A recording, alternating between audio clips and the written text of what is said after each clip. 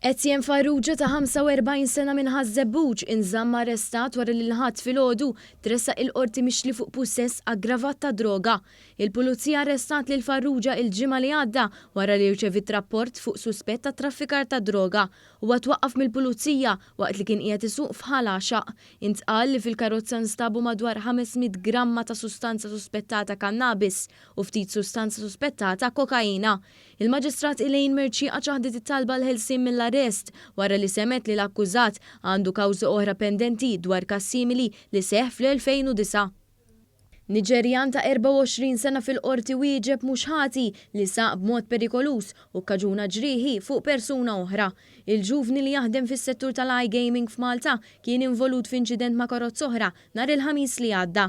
Dakinhar il-pulizija ġiet infurmata li kien hemm ħabta fit-triq tal-Balbal fil-Gargur fejn l-akkużat ittieħed bl-ambulanza l-isptar flimkien ma' tfajla ta' 23 sena li l-pulizija qalet li ġarbet ġrieħi serji.